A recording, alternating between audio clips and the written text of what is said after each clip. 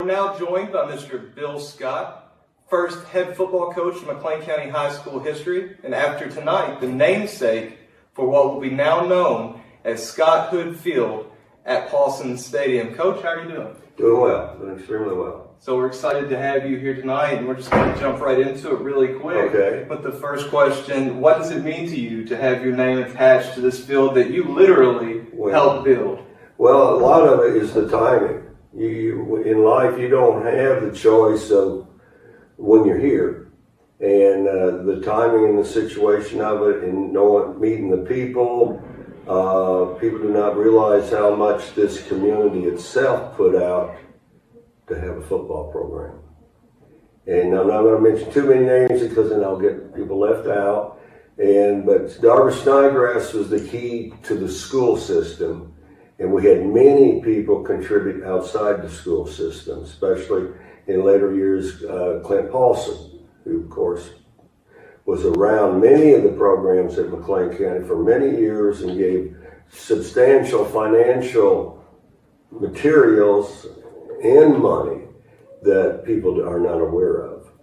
So football itself was a community effort in McLean County. It could not have counted on the schools. In fact, Mr. Darvish Snodgrass said, if we're going to wait for the county to be ready, we will never have football. We're going to start now. We're not ready, but we're starting. So that's what that was his, yeah. And he didn't care if it was the karate club or the chess club. He wanted kids involved. And he felt football was a great way to get a lot of kids involved. And so although his background was a basketball coaching, of course, from Kentucky, from Centertown, and he contributed a great deal to it. I know that's just being at the right time, right place, and meeting the right people. Well, you were definitely one of those people. Well, we felt very fortunate to be with him and so many other people that weren't out to put themselves ahead, was out to build a program. And that's the neat thing about football and many things in life. If you're building a program and not something for yourself, it becomes greater than you could ever be. Right. Well, Coach, 1970 was the first year you were a football coach here in McLean County. It was JV? Well, no, not really. 1971 was a youth football. Okay. We just happened to get in that. I arrived here in fall of 70 after aerospace fell apart in California. Mm-hmm. I was in California and I had an aunt that said, Bill, all you got to do is have a heartbeat and you come to Kentucky and teach. So temporarily I came to Kentucky for 35, 40 years to teach, and I still ended up being here. But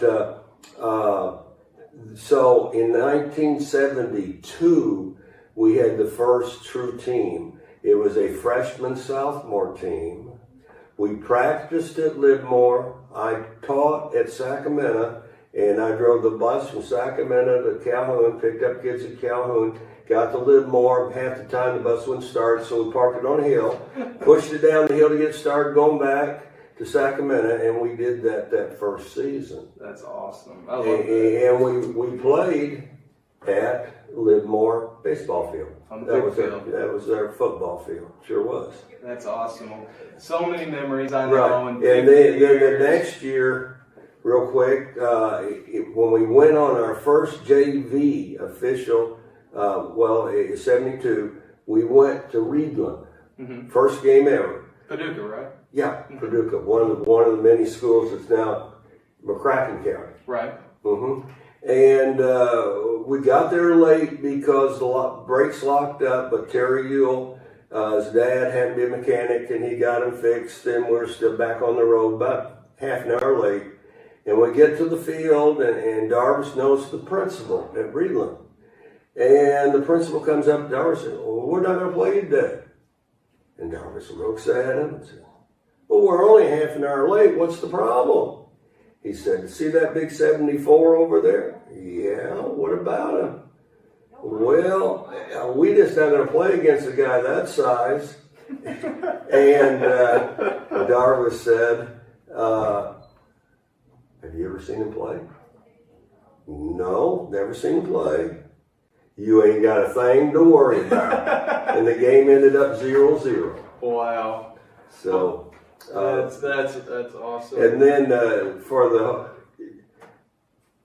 7 years that we were at McLean County as the head coach, although we did JV the 1 year, still counted that. And but in '74 we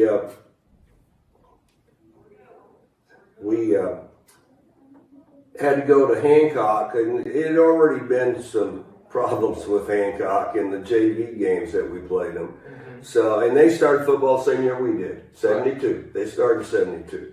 Only one big difference. They had brand new uniforms every 2 years. They had brand new helmets every 2 years. And we were lucky to have 4 or 5 different brands of helmets in 1 year of different bases. Well, in fact, Darvis got helmets from Fort Knox. Mm-hmm. Only one trouble, they were all 7.5 in size.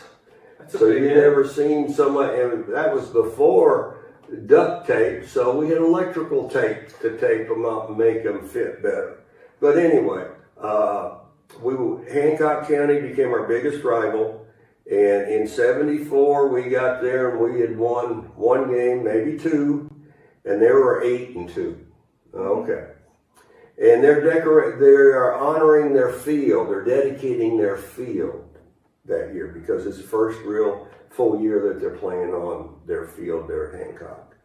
And we end up beating them 14-6. Frankie Cox had 3 interceptions, 1 back for a touchdown. The defense played extremely well, way over their heads. And we come to find out after the game, we beat them, like I said, 14-6. They had 2, and we didn't find this out till the next week. We had 2 scouts in the stands from Notre Dame. Mm-hmm. And D'Olivero, who was their football starting quarterback, was one of the best in Western Kentucky at the time. We didn't know that. But that's why these scouts were there. Yeah. And instead of him getting the letter from Notre Dame, Frankie got the letter from Notre Dame. So that was kind of neat. That pepped the whole team up. And then 2 years later, we go back, and we're way underdogs then. Mm-hmm. And we beat them 7-0 somehow. Don't ask me how. But and I've had kids from Hancock come that played against us years later and say, "How could you always beat us? Because you never beat anybody else."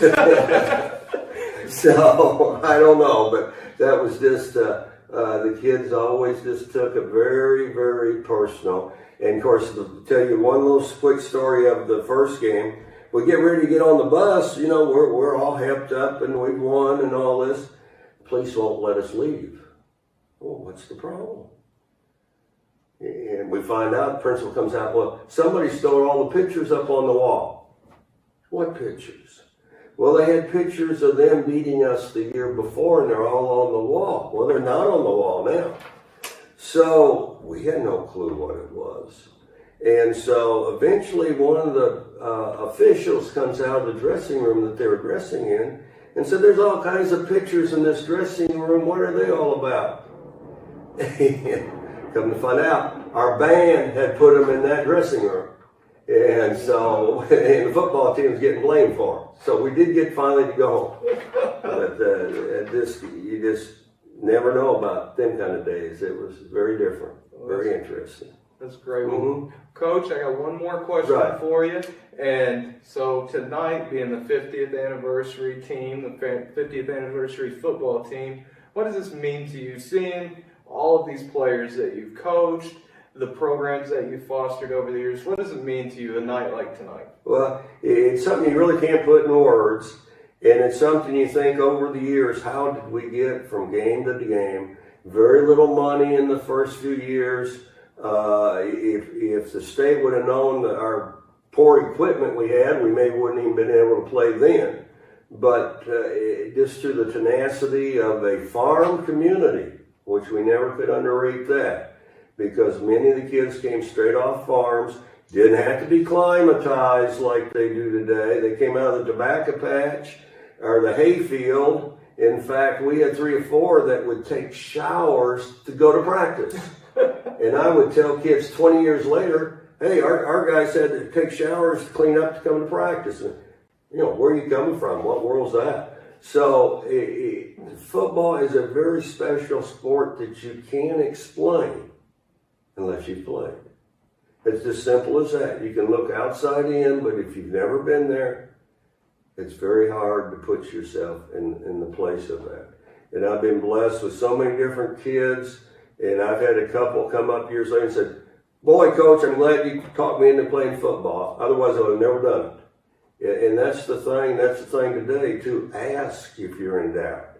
Promote something you really believe in and go with it with all the strength and tenacity that you have at the time.